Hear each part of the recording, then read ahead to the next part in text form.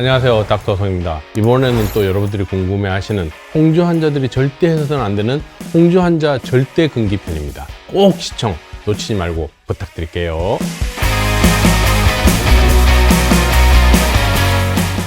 제가 첫 번째로 잡은 것은 프락셀 시술입니다. 홍조 환자들은 이 프락셀 시술 절대 받으시면 안 돼요.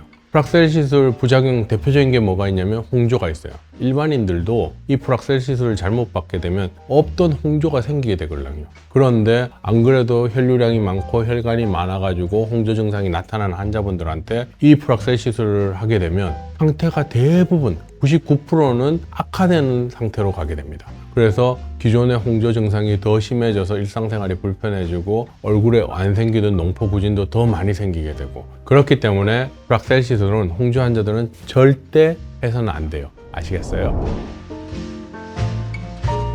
홍조 환자들이 절대 해서는 안 될 두 번째, 제가 또 골라본 것은 MTS 시술이에요. MTS라는 게 뭐냐면요, 미세한 바늘이 수십 개 달려있는 롤러나 스탬프 방식의 기구인데 얼굴에 바늘로 이렇게 왔다 갔다 하면 작은 미세한 홀이 뚫리기도 하고 피부를 자극해서 콜라겐 타입 3를 증가시키기도 해요. 그런데 홍조 환자들은 안 그래도 피부 장벽이 많이 망가져 있고 얼굴이 붉어져 있는데 여기에다가 콜라겐 타입 3를 증가시키기 위해서 무리하게 MTS를 사용하게 되면 더 붉어지거나 염증이 심해져서 홍조가 더 악화되고 진짜 걷잡을 수 없이 치료를 하기에 불가능할 정도로 심하게 나빠질 수가 있어요. 그렇기 때문에 홍조 환자들은 절대 MTS 시술을 하시면 안 됩니다. 아시겠죠?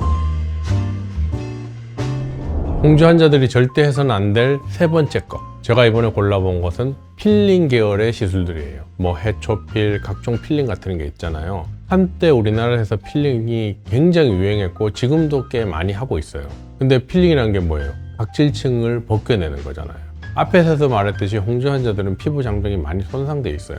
그런데 필링 시술을 하게 되면 그 각질층이 다시 한번 또 손상을 받고 그 망가진 각질층을 회복시키기 위해서 또 혈관이 확장되고, 그리고 그런 자극으로 인해서 염증이 계속 덧나게 되면서 혈관이 더 많이 들어오게 되고 계속 피부가 악화되는 거예요. 일반적으로 필링을 할 때 많이 쓰는 게 살리실산인데, 살리실산이 피부에 묻게 되면 각질층이 다 녹게 돼요. 그렇게 되면 피부 장벽이 또 한 번 손상되는 거고, 이런 홍조 환자들은 피부 장벽의 회복 속도가 정상인과는 너무나 차이 날 정도로 떨어져 있어요. 그렇기 때문에 피부 장벽을 손상시킬 수 있는 이러한 필링 같은 시술들은 최대한 해서는 안 됩니다. 그러면 진짜 홍조 증상이 걷잡을 수 없이 악화돼서 돌이킬 수 없는 피부를 가질 수가 있게 돼요. 이해되시겠죠? 홍조 환자의 이런 조금 잘못된 관리로 인해서 피부가 영구적으로 망가질 수 있다는 거 아시겠어요? 네 번째는 3번에서 이어지는 내용인데요. 우리가 인터넷에서 보면 기능성 화장품들을 가끔 얘기하잖아요. 이 제품만 쓰면 정말 좋은 피부를 가져, 건강한 피부를 가져, 너의 피부는 꿀피부가 될 거야, 막 이런 얘기를 많이 듣게 되면 정말 아무리 피부가 좋은 사람도 뭔가 하고 싶어져요. 하물며 홍조로 인해서 피부가 많이 망가져 있는 사람들은 더더욱 그런 걸 통해서 건강한 피부를 갖고 싶어진다는 말이죠. 특히 기능성 화장품 중에서 여러분들에게 많이 알려진 게 어떤 것들이 있냐면 레티노이드 계열의 제품들이에요. 이런 것들은 각질이 벗겨지면서 어떤 현상이 벌어지느냐, 각질에 있는 색소가 떨어져 나가니까 첫 번째, 얼굴이 톤이 좀 밝아지는 느낌을 갖게 해줘요. 두 번째, 얼굴 각질이 떨어지면서 각질이 정리되니까 피부결이 부드러워졌다는 느낌을 갖게 해줘요. 그래서 이런 두 가지 효과 때문에 이런 제품을 써서 내 피부가 좋아지구나 라고 생각을 하지만, 실제로는 이 레티노이드 계열의 성분들이 피부 안에 들어가게 되면 미세혈관이 확장돼서 홍조 증상은 더더욱 악화되게 돼요. 그렇게 되면 피부 안은 산성화되고 피부 표면은 알칼리화 되면서 피부 내부는 계속 망가지는 거예요.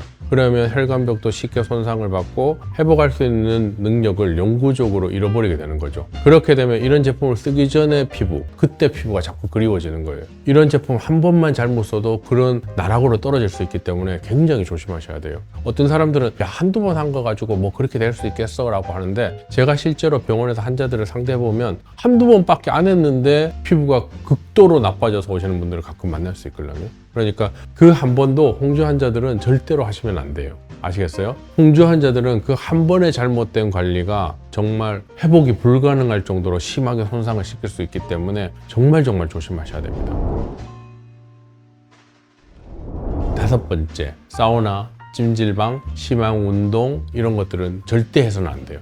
인터넷 보니까 홍조 환자들이 적당한 운동을 하니까 혈액순환이 잘 돼서 홍조 증상이 없어지더라, 이런 글들이 가끔 있습니다. 근데 과연 그게 사실일까? 운동을 하게 되면 어떻게 돼요? 혈류가 하체로 몰리게 돼요. 그럼 얼굴 쪽이 일시적으로 환해지는 느낌, 얼굴에 열감이 줄어드는 느낌을 받아요. 하지만 그 운동을 계속 하게 되면 어떻게 되겠어요? 심장 박동수가 빨라지면서 얼굴로 들어오는 혈류량이 증가하게 돼요. 그러면 아까 전에 하체로 몰려서 얼굴이 하얘진 것 같은 느낌을 받았는데 결국은 더 악화되는 거죠. 그리고 또 어떻게 되겠어요? 운동을 할 때는 혈류가 하체로 몰리니까 얼굴이 하얘질 수 있다고 그랬잖아요. 그런데 그 운동을 멈추고 나면 어떻게 되겠어요? 하체로 몰려있던 혈액이 얼굴 쪽으로 쏠리면서 증상이 더 악화되는 거예요. 그러면 이 홍조 환자는 어떤 생각을 하냐면, 운동을 할 때는 좋아졌으니까 다시 운동을 해야지, 이런 생각을 갖게 되는 거죠. 그렇게 되면 또 운동을 하게 되면 심장 박동수가 빨라지면서 얼굴로 들어오는 혈액량이 증가해서 다시 악화되고, 이런 행동들을 한두 번만 하더라도 홍조 증상이 매우 악화될 수 있기 때문에 이런 행동들은 절대 해서는 안 돼요. 아시겠어요?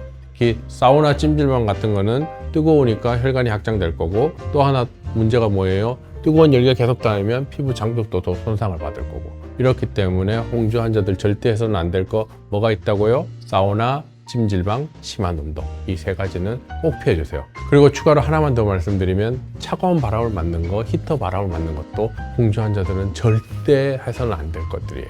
이해되시겠죠? 안녕하세요. 지난 3, 4년간 꾸준히 홍조 치료를 받았던 환자예요. 선생님 덕분에 홍조가 완치되어서 불편함 없이 너무 잘 지내고 있습니다. 치료를 받으면서 천천히 증상이 계속 완화되어서 너무 좋더라고요. 그리고 선생님 말씀처럼 머리 쪽에 열이 올라와 생겼던 두통 증상도 시간이 지나면서 없어졌어요. 처음 내원 당시에는 피부가 너무 아프고 계속 뜨거워서 너무 절망적이고 일상생활이 힘들었는데, 선생님과 이런저런 얘기 많이 나누면서 위로도 받고 심리적 안정도 찾을 수 있었어요. 지금은 선생님 덕분에 꿀피부로 편안하게 잘 지내고 있습니다. 너무 감사드리고요. 항상 건강하세요.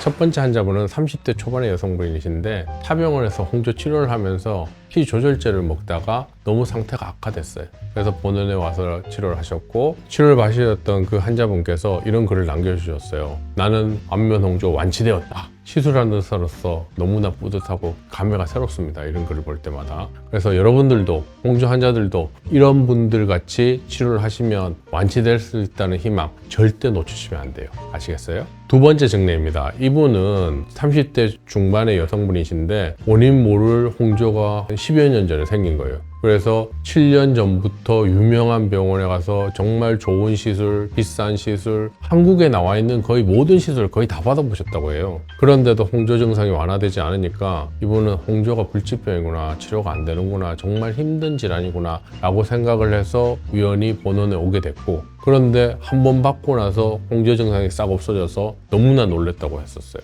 그리고 사진에서 보는 것 같이 7회 시술 전후를 보면 어떻게 돼요? 거의 정상인 피부같이 변했죠. 이후로 본인은 거의 정상인 피부가 됐다고 스스로 저한테 말씀하세요. 자기는 이제 홍조로 거의 스트레스 받지 않는다고. 사진과 같이 치료받으면 좋아질 수 있습니다. 홍조가 힘들 때 어떻게 하라고요? 닥터송에게 오세요. 잊지 마세요.